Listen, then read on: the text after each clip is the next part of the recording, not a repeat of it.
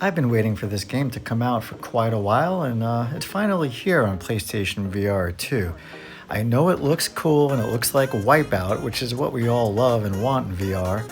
However, it doesn't really play or feel like Wipeout. Now that's not a bad thing, I actually love the way this game feels, but it kind of depends on what control method you use. Now also, this game is a hybrid and I respect them for doing that. You can play this game flat if you want. And that's a good thing, especially for multiplayer, because it allows more people to play the game together. Thing is, it's pretty generic when you play it on a TV, but when you play this game in VR, in 3D, it's pretty beautiful. Now, I love futuristic arcade racing games, and I'll take as many as I can get in VR. So we do have Vracer Hoverbike, which is incredible if you're looking for more of that Wipeout, loop-de-loop, upside-down, crazy thing with its own track editor and all that. That game's a masterpiece. Retronica though, which is underrated, and I did a review on my channel if you want to check it out. You get to fly around and drive and shoot things. That game is pretty awesome, and I even really enjoyed Runner, which can be pretty hard, but you're kind of riding on another hovercraft motorcycle type vehicle and riding around while you're shooting things. Anyway, this game, let's check it out. There's a career mode, there's a series mode, there's a boss mode, and there's a multiplayer mode. Is Omega Pilot Evolution worth your time?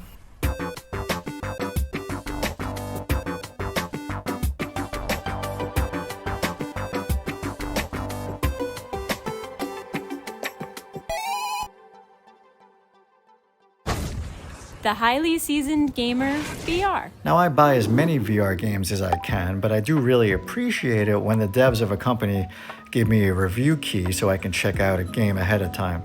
And they did that. Of course, my opinion is my opinion. The thing is, I really like a lot of their games. My only issue, for example, ExoCars and Skyleap, great fun games. They're polished, they run really smooth and well in the headset, they look great. The thing is, they usually launch very bare bones at the beginning, and that can affect, the ratings and stuff at the beginning, which isn't good. And then they continue to kind of work on them almost as if they're in like a beta at first, and they get better and better until they're pretty great. Now, I hope they continue to improve and work on this game and add tracks and stuff as well. But even if they didn't, at least the multiplayer is there. It's got a cross-play across platforms. Look, their games aren't super deep. They're not going to last you hundreds and thousands of hours like GT7 or something, or even V-Racer or Hoverbike. However, for the price, what you're getting is really cool. There's quite a variety of different tracks and visuals, day, night, different setups and stuff. It's very similar to ExoCars in the way it's laid out, and both games took me probably less than 2 hours to get gold on all the main courses, so you're not gonna take forever to beat the game or anything. Now, if you like motion controls, which I can't stand, it has it and it works fine to use the VR controllers to do that. However, you can play this game with the standard DualShock or whatever you call it controller, and that's what I recommend. It feels like an old school game using the analog. It feels great. You can just sit back on the couch, and we need more games where you can just sit back on the couch and chill and play.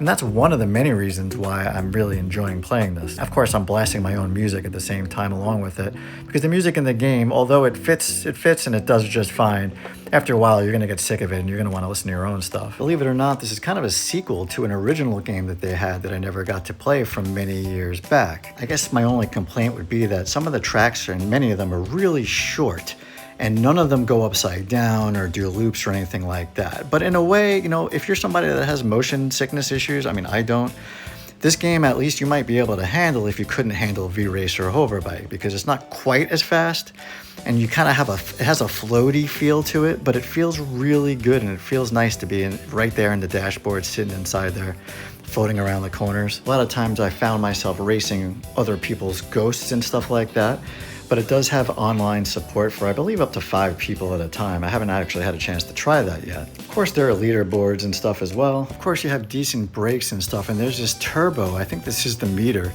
And when you hold down that button, you get this kind of burst of speed, which you can use in between. You see it there.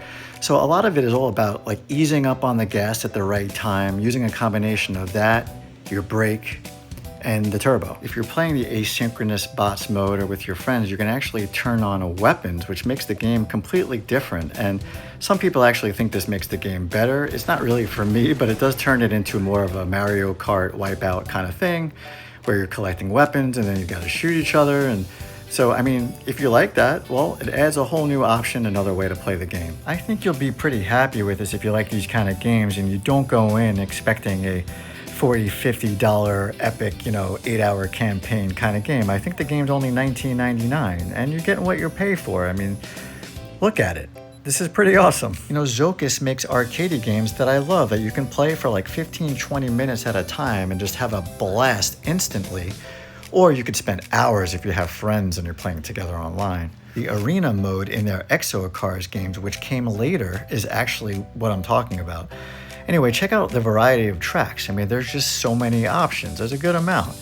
And you've got a series mode too, which allows you to kind of do these 3 race series in a row and see if you can get gold on and whatever. And check this out. This is third person view.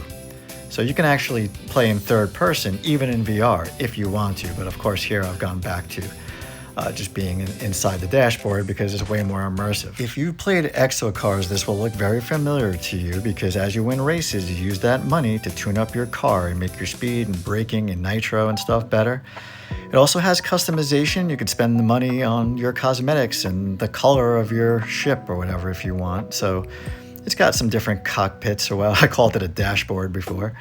And then of course, there's the multiplayer mode, and right now I still can't seem to find a lobby, unfortunately, but the game just came out, so I'm gonna have to call my friends in. Anyway, if I had to give it my own personal rating, I would give it a 7.7 because, I mean, it's almost an 8 for someone like me.